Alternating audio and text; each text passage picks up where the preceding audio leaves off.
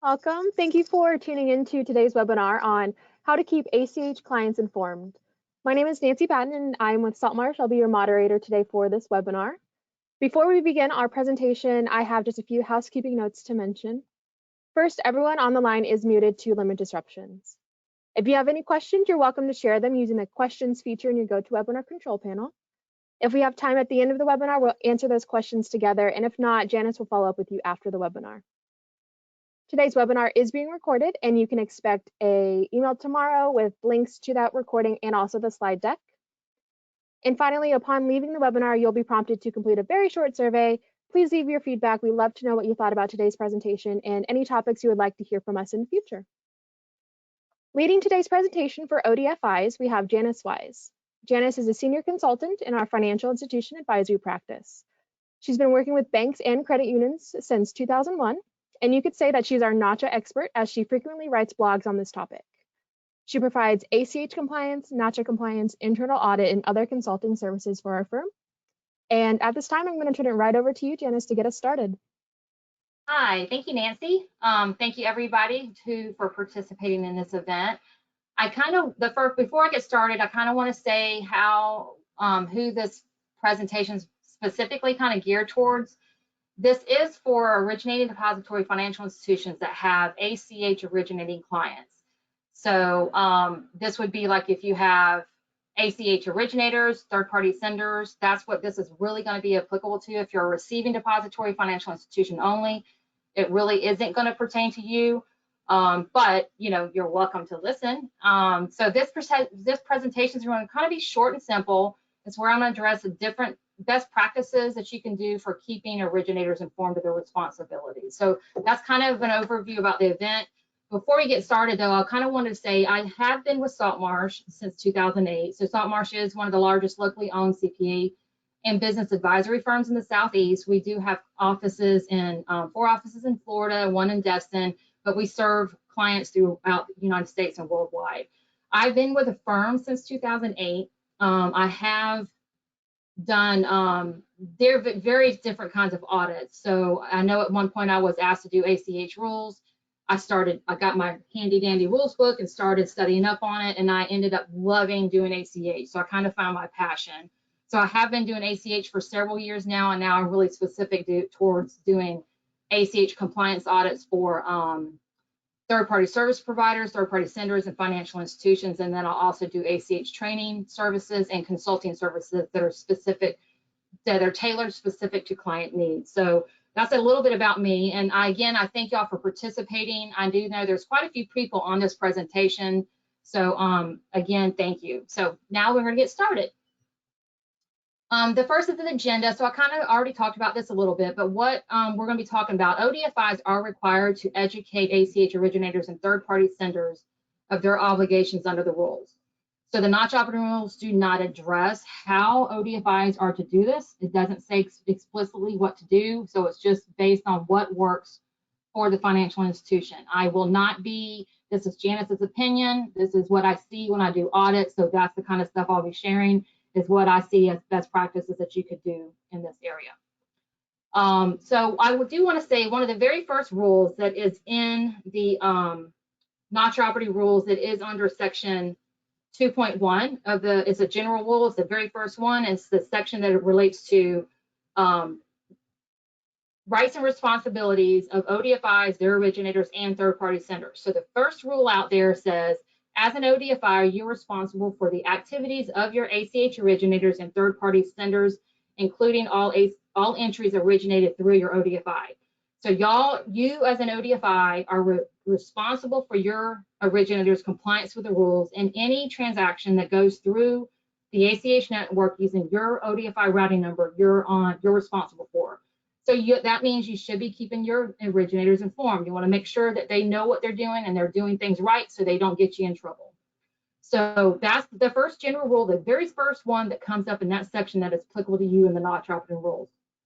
The second rule is prerequisites to ACH origination. So this is ACH 101. If you're going to onboard an originator prior to allowing them to originate ACH entries, you should be executing an ACH origination agreement. So there are minimum minimum things that have to be addressed in as part of that agreement. This is not all of them. I've only put 3 of them down. There's more than that, but these are the 3 that are applicable to this presentation. So one of the things that is required to be part of an origination agreement is that the originator or third-party sender agrees to be bound by the Nacha operating rules. So that's one. Another one, the ODFI has the right to audit the originators or third-party senders' compliance with the rules. And the last one, the ODF has the right to terminate or suspend the origination agreement for a breach of the rules. So the very first one that I just said, the originator or third-party sender agrees to be bound by the rules. When I do audits, I have on my request list, I ask for evidence of how you as the ODFI keeps ACH originators informed of the rules. There have been times where, as part of that request, I am provided with the origination agreement, and the ODFI will highlight this sentence, that the ODFI third-party sender agrees to be bound by the rules. Technically, they're, if they don't have, that would mean to me they don't have a formalized process that this is what they do, is they rely on that statement that's in the agreement. It wouldn't be like I would write them up as a finding against Nacha, because the Nacha rules do not address how or what you're required to do on keeping them informed. You're responsible for your originators. So as a best practice, I tend to recommend that financial institutions have a formalized process to do that. Whatever it is, every ODFI is going to be different. And keep in mind too, when I'm doing my audits, I work with community banks. So I'm not working with the big banks. I'm not sure what they do. I don't at all know what they do. But as far as the community banks, I will be sharing best practices for them. So I would not, again, I wouldn't write them up for being wrong, but I would have like a best practice recommendation that they do something a little bit more than just highlighting the sentence that they're bound to the rules. But you also have, again, the right to audit for compliance with the rules. So if you just want to audit them at any point for just make sure they're complying, then obviously you have the right to do that. You can also audit them if you think they're doing something wrong to make sure they're doing stuff right. And if they're not doing things right and you can't make them make the changes and get it corrected, whatever the issue is, then you also have the right to terminate or suspend the agreement. You can suspend the agreement until they get it corrected, or if they're not going to work with you and get it corrected, then obviously you have the right to terminate the origination agreement for breach of the rules. So those 3 things I think are important, and that should be in your origination agreement, and that you can exercise whenever you need to. So now on the next slide, the next couple of slides is kind of ODFI risk management. And I will say here that I did look at the registration list before we got started. There's a way that you can ask a question within when you're registering. And I did see that one participant did pose the following question. So I'm going to hit this first. What type of monitoring is expected and or required by the ODFI to ensure the ACH client is complying with the rules? So that is kind of going hand in hand with this slide. Again, this is based on my experience, and what regulators look at is all different between different, the different ODFIs, because if the ODFI has just say 10 to 15 originators, it may be that the regulator only looks at the audit that was performed, and they may want to see the policy, that you have policy in place and a risk assessment. They may not get real into the weeds of the actual origination program because you don't have that many originators. For institutions that have a lot of originators, I do see that they get more into it. So some of the things that I see them looking at, which would be also what I'd be looking at as audit, is that you do, and this is the first bullet point, firstly, you should have sound agreements in place. I'm not sure that all of the regulators would look at that. Now, I'm going to look at your agreement and make sure that it's compliant. But the regulators, you are required in the Nacha operating rules to monitor origination and activity, establish exposure limits, enforce those exposure limits, document or have, you set the types of transactions that they can originate, what type of SEC code, and enforce those as well. That is all in the ACH rules book. So those are things you should be doing. The regulators a lot of times will look and make sure that you are doing your originator review in accordance with your policy. So you don't want to be past due. Whatever your policy requires on you performing the exposure limit reviews, you want to make sure you keep those current and do them in accordance with the policy. A lot of times I do see regulators, they're looking to make sure that besides the credit review and the types of stuff you do on the back end, they're wanting to make sure too that you're looking at the actual originated activity to make sure it's in line with what they're getting approved for. That they like to see that actually documented on your originator, your exposure limit review information, that you're looking at that, you're documenting what the highest file is, average file, that kind of information. They also like to see that you're looking at returns. Like, so say you have debit originators.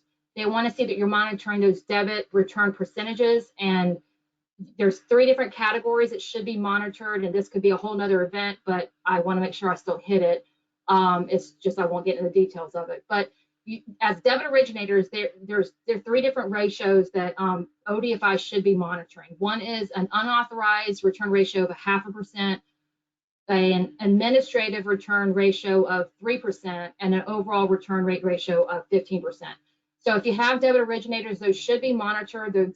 I have seen regulators look to see that that's being monitored.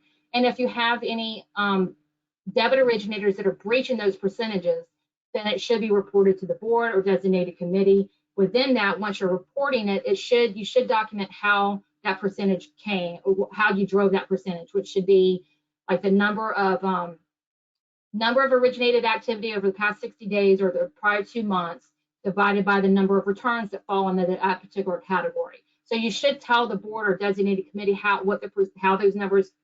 what numbers drove that percentage, so that they can know, oh yeah, that really wasn't that high of origination information. They only had 5 returns, so that's not really high volume. They can look at that kind of stuff and understand, oh yeah, this is an originator that we need to get them under control. They need to get fixed. So that kind of stuff is stuff that I look for to be looked at during my audits. And again, I have seen regulators look for that, but it's dependent on, it seems like it's dependent on how big of an originator portfolio you have, how deep they get.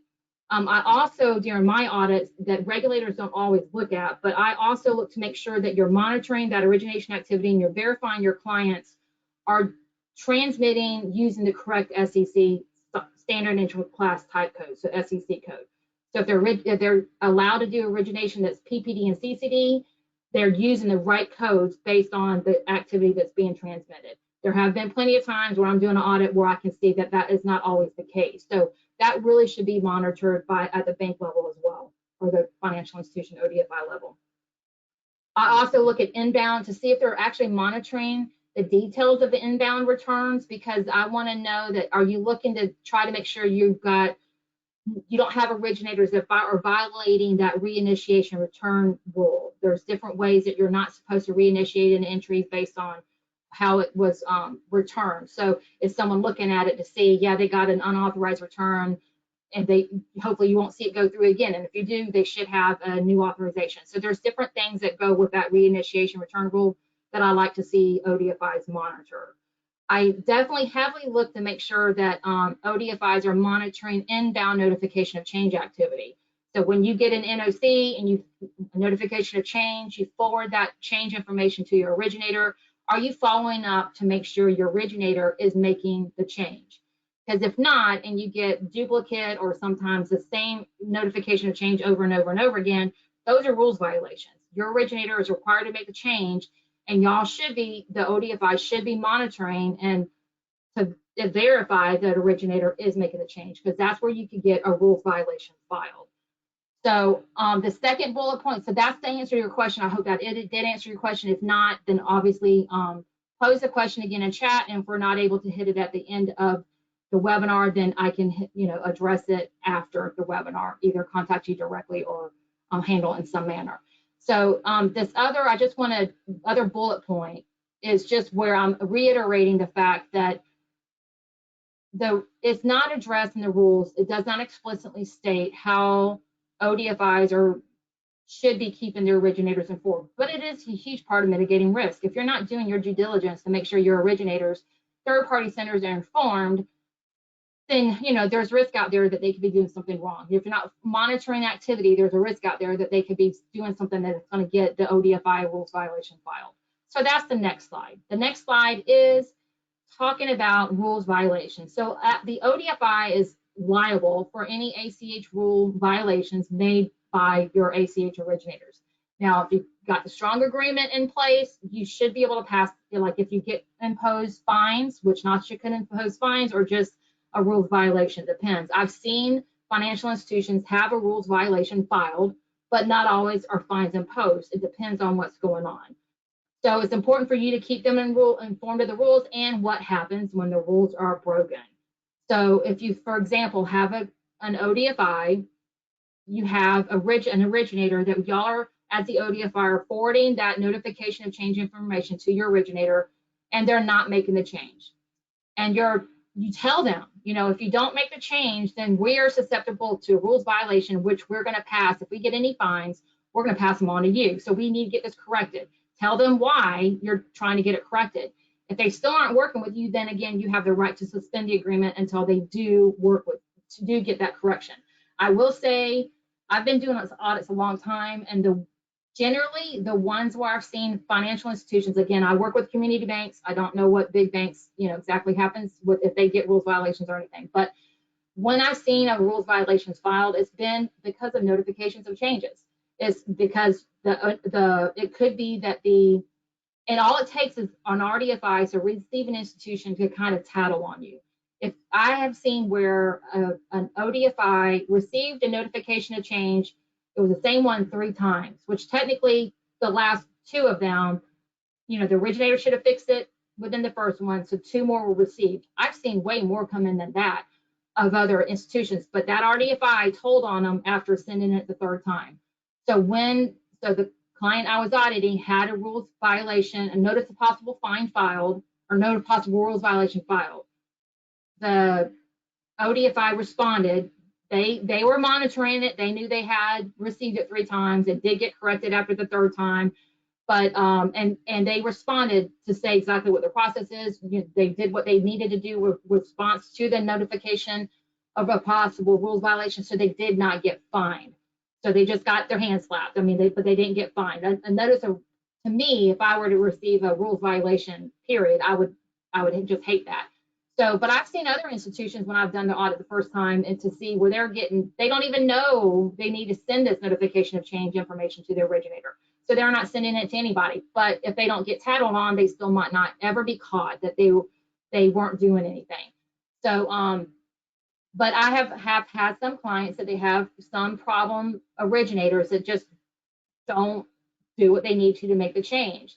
But you just, as the ODFI, need to make sure you educate them, tell them why they need to do it. And like I said, if you need to, push it to say, hey, we're going to suspend your services until you fix it, sometimes that's what you need to do. But you got to do what works and try to keep yourself out of trouble. So this next slide is short and simple.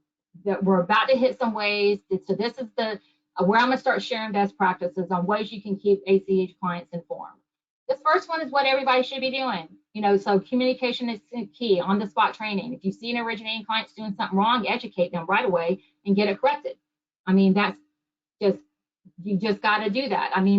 If you see something when you're looking at their origination activity, they're using the wrong SEC type code, contact them. If they're not making notifications of change, contact them.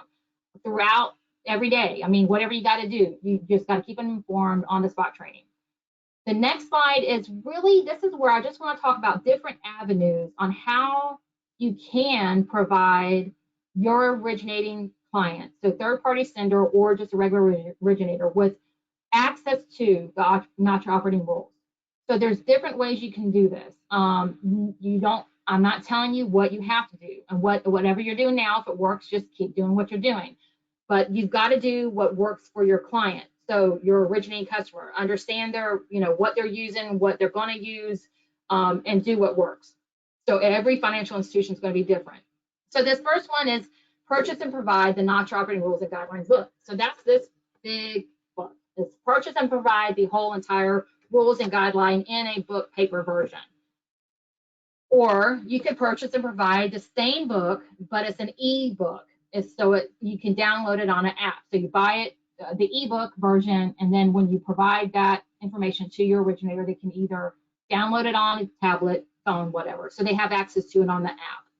You can also purchase and provide a premium subscription code to gain online access to the Nacha Operating Rules and Guidelines by registering as a premium user through that nachaoperatingrulesonline.org. So this would be when you purchase a code, and this is usually, all these purchases are usually coming from like your regional payments association or from Nacha. Yes, you could tell your originator or third-party sender to get it on their own, but generally it's going to be cheaper if the ODFI can purchase it. And yes, you can obviously pass that charge and upcharge it however you want to your originator or third-party sender you're providing it to. But usually y'all can get it at a cheaper rate because you're members of, you know, either Original Payments Association or Nacha generally. But if you get the premium subscription code, then they get online access to exactly the same book. They just get, and they get the rules and guidelines. It's just access through online. So they can, through online, they can mark it up, bookmark it, highlight it, print, do a search, all that kind of stuff. But the last bullet point is provide free online access to the Nacha Operating Rules. It does not include the guidelines. So don't say, if you're providing them something, they're getting access to the Nacha Operating Rules and Guidelines. No, they're only getting access to the Nacha Operating Rules, and it's basic user access, which gives them read-only rights. So they cannot bookmark it, they cannot search, they cannot print, they cannot, it's read-only. It's exactly that. Pull it up and you can read it. So it's not super user-friendly, but at least you can still give them access to the rules if you're not giving them access in some other way. But what I tell clients is say, this is a big book. Do your clients know where to go to look to see what's applicable to them? I mean, this whole book is information applicable to ACH operators, RDFIs, and ODFIs, not just originators. So, or third-party senders. So do they know how to navigate this? So you gotta, if you're gonna provide them one of these, the way I look at it, if you're providing them the rules in some format and they never open it up, but you're paying for it, is it working? So again, you have to know what your clients are doing, what they're using. You can always provide them with access to the rules and guidelines in some capacity. And if you did that, say, every year, then they're always getting the most current everything. So that's the one thing you can always have. You're providing them the current edition of the rules when you provide it to them. If you did it to them with them annually, then they're getting an updated version every single year. But if they don't ever open it up, what good really is it? So again, you have to understand what works. I know the different regional payments associations and not just sell these items. So you just got to find what format works and if they're using it. The next next slide is I am an advocate. Oh, let me say one more thing. If you're going to provide them the free online access to the Nacha Operating Rules and not the guidelines, so this last bullet point, I recommend that someone within your organization register as a basic user so you can see exactly what it looks like. And then when you onboard an originator, you can actually help them get registered the first time. Because I have heard that because anybody can register, anybody can register with this basic user access. You just go in there, click the basic user, you have to register certain information, can create a username and login information just like you would on any other site, and they can get access. But I've heard that some people have trouble getting registered, and I don't know if that's an issue with the site or if it's an issue with the person not trying to register, and they're just, I'm not sure. So just make sure y'all understand how it works, that you can see what they're getting access to. So when you're talking about it to them, you can tell them what they're getting access to. And also I recommend that you test it every year. Every year, Nacha issues a new edition of the rules book every single year. So this is existing right now where they can get free online access, but will that be next year? I don't know. I mean, Nacha hasn't said anything. They may offer it forever, but I don't know. So someone should test it. If you're going to tell them they have free online access by going in and logging in as a basic user, then make sure that's still a true statement. Make sure that is still available. So now to the next one. I am an advocate of training materials, but you got to make sure if you're going to use training materials that you keep it up to date. So that's the thing about the rules book. If you get the rules book, it's up to date at that point. Now, whether you give it to them annually thereafter, I don't know. Again, that's going to be up to the ODFI. With the training materials, you just definitely would have to make sure if there's any rule changes, if you're providing them training materials, that you update them. I did provide you guys with a sample guide. This is one, you just know this sample, you have it in Word format and in PDF. But this was a sample that was created for an ODFI that has only PPD and CCD origination. So basic consumer, basic non-consumer origination. And they also require the authorization to be executed in writing. So it doesn't address, you know, this is just a sample. If you took it, you'd have to make it your own. It's just got basic information. If y'all have web originators, you may want to beef it up to address web origination. If you have tel originators, beef it up to address tel origination, or at least provide the web and tel originators with something that's specific to them. But this does talk about, it doesn't talk about, it says authorization must be executed in writing, but because that's what this was geared for. This particular ODFI required their debit originators, their debit originators to execute on authorization in writing. They didn't do the similarly authenticated means. So if you're going to do it, if it's authorization can be in writing or similarly authenticated, make sure it says that. Also, the guide, it does say, so this is not really a typo, and I understand what the rule is, but it does say that notifications of change, that the originator must make the change within 6 banking days. Technically, the rule is within 6 banking days or before the next live entry. But some of my clients just say, they tell them 6 banking days because they don't want to say or before the next live entry, because if it's somebody that does a transaction once a month, well, they may forget to do it if they just say before the next live entry, and they can do it, say, 20 days later. So they just, get in the habit, do it within 6 banking days. So again, make sure if you were to adopt a guide like this, you read it over detailed and update it, make it your own, and make sure it is applicable and works for the bank. This type of guide, I typically, if you're going to use something like this or training materials in general, you could provide them at the time of account inception when you're onboarding them, like you could provide them the guide in paper or however, when you're going over everything with them, provided at that time. Discuss it. Here's some of the things you're responsible for. Make sure they understand their responsibilities when you're going through the guide with them. And then from then on, there's different ways you can do it. You can provide it to them annually thereafter, whenever you're doing each January, February, you can send a mass email that has the guide attached to all your originators. Or you could do it during their review process. You could provide them another guide. What I've seen a lot of banks are doing lately is they actually will post the guide to their website where they can get access to it 24/7. But again, make sure it stays up to date. But they'll post it where they can just click the link and download the guide and view it at that point. I think that's great because they're going to lose the guide. So at least if you post it, then they have access to it at any point. Make sure they know how to find it. I also have some clients that they'll post it to their origination platform. So each originator through the origination platform will have access to the guide. Again, love that. What I saw a bank recently doing, they actually, within the guide, they have hyperlinks. So like say you're talking about debit authorizations associated with PPD origination. They'll have a summary of basic information, then have a hyperlink within that section that brings them to another document that's specific on, you can literally copy and paste if you had access to the Nacha Operating Rules online, you could copy and paste what the rules are with PPD origination, put it on a separate document, hyperlink it right to that. And you could do that throughout the document. Let's talk about NOCs. You could hyperlink it right to something that talks about NOCs. So you can still give them the rules embedded with hyperlinks through that. Now, this guide is not set up that way. I did not have time to set up hyperlinks. Now would be hard. But I mean, once you do it, I love the concept that you can literally give them access to the rules through hyperlinks on a basic training guide. Another thing I do like, that's not really mentioned on this slide, but a lot of the regional payments associations, they sell like the handbooks.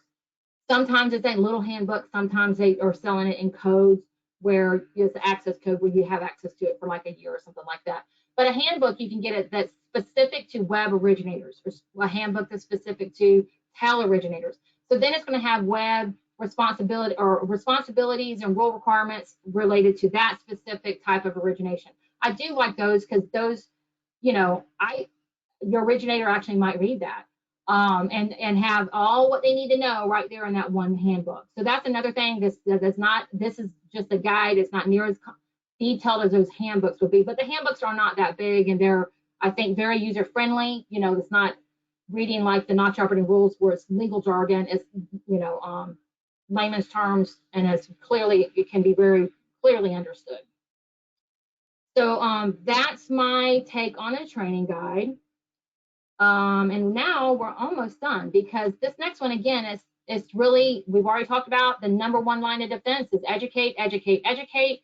You got to keep your clients informed. If there's upcoming rules that's going to affect them, tell them. Don't, you know, just hope they find out on their own. I mean, you're responsible for making sure they understand what the rules are.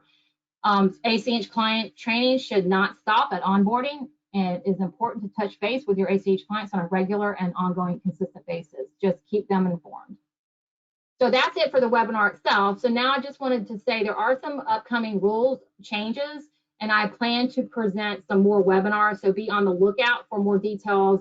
We don't have the date scheduled yet, but one of them is going to be about Nacha's micro entry rule that's coming. It's going to be effective in 2 different phases. The first effective date is September 16th, and then there's a second phase, but I plan on obviously having that presentation done before that date. Now, I will say too, I'm an advocate of doing blogs within Saltmarsh, so I plan to do a blog post as well for this.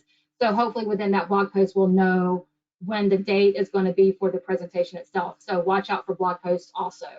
The other one I plan to talk about is third-party sender roles and responsibilities. If any ODFIs have third-party senders, you need to pay attention, because there are rules that are coming down that are going to be effective September 30th regarding third-party senders. And if you are a third-party sender, that's going to affect you as well. So I know the rule is effective September 30th. I'm not going to get into detail of the rule, but I will again do a blog post, I plan to, and then a presentation. But the rule becomes enforceable for the most part in March. Like Nacha's given third-party senders and like a 6-month grace period for certain aspects of this rule. So, but I still plan to address all of it before this date. So that's it for that. So here's my contact information. I will be happy to address any questions, follow-up questions. You can contact me. Here's my contact information there. That first phone number is my direct line. I'm happy to help at any point with ACH. I love meeting more people. So feel free to contact me if you have any questions. Thank you so much for participating, and I hope you have a wonderful day. Thank you. Thank you, Janice. Like I said before, you are our resident Nacha expert, and I know our audience learned a lot today. We are short on time, so we don't have any time left to answer questions, but we will follow up with you after the webinar today if you did submit any questions. And again, Janice is more than willing to answer all questions. She loves helping everybody with ACH. With that being said, Janice does write a lot of blogs, so you can find her past blogs or any other related materials to financial institutions on our resources page on our website, and be on the lookout for any upcoming webinars. But with that, we hope you guys have a great rest of your day. Thank you. Thank you.